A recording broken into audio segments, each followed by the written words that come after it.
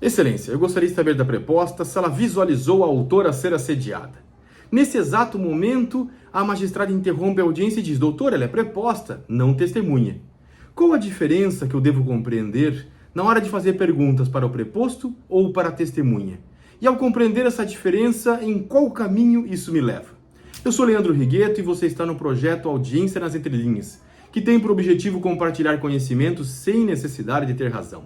Quem é o preposto? O representante da empresa. Nos termos da CLT, o preposto não precisa ser empregado, mas deve ter conhecimento dos fatos. Quando estamos colhendo o depoimento do preposto, é muito importante não se deixar levar pelas emoções, pela forma com que ele está respondendo, e você precisa compreender que perguntas feitas ao preposto é como se você estivesse conversando com um empregador, totalmente diferente das testemunhas. E qual é o objetivo de se ouvir o preposto? Existe um objetivo maior. Além de esclarecer fatos, é a busca da confissão, a confissão ficta.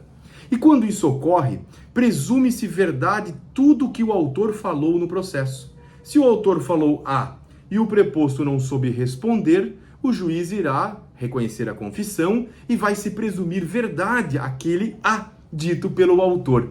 E vejam só, o preposto, ele não deve responder perguntas se ele visualizou, se ele presenciou, isso é questão para testemunhas. O preposto deve responder como se fosse o próprio empregador, de uma maneira mais ampla. Vejam só, excelência, eu gostaria de saber se a preposta visualizou a autora ser assediada. Esta pergunta é clássica a uma testemunha, e não a um preposto. Agora vejam que interessante a forma de fazer perguntas ao preposto. Excelência, no período que a autora foi gerente, ela possuía uma sala própria? Esta é uma pergunta ao preposto. Excelência, no período que a autora foi gerente, ela foi proibida de utilizar o carro da empresa? Excelência, a preposta pode me responder se no período que a autora foi gerente, ela ficou impedida de realizar demissões pelo dono da empresa? Vejam só, são perguntas mais amplas, das quais o empregador tem a capacidade de responder. Totalmente diferente das perguntas feitas pela testemunha.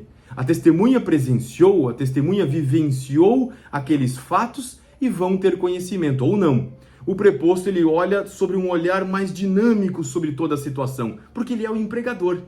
Ao fazer as perguntas da maneira correta ao empregador, ou seja, ao preposto, você não vai requerer a confissão já na primeira pergunta feita e no momento que ele responder que não sabe. Não.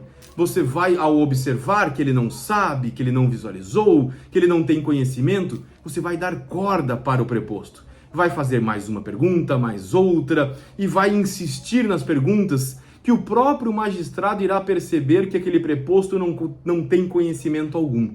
Ao final de um conjunto de perguntas, você pode então finalizar e requerer a confissão do preposto pelo desconhecimento dos fatos. Você vai requerer, vai constar em ata e o magistrado vai avaliar. Se ele reconhecer a confissão, ele vai presumir sobre todos os fatos abordados e os pontos controvertidos, como, digamos, ele vai presumir que o que o autor falou no processo é verdade. E aí, o magistrado pode encerrar o ato e tudo pode tomar um caminho completamente diferente. Certo? Espero ter sido útil neste caso, neste exemplo e nesta reflexão, e até o próximo episódio. Um abraço.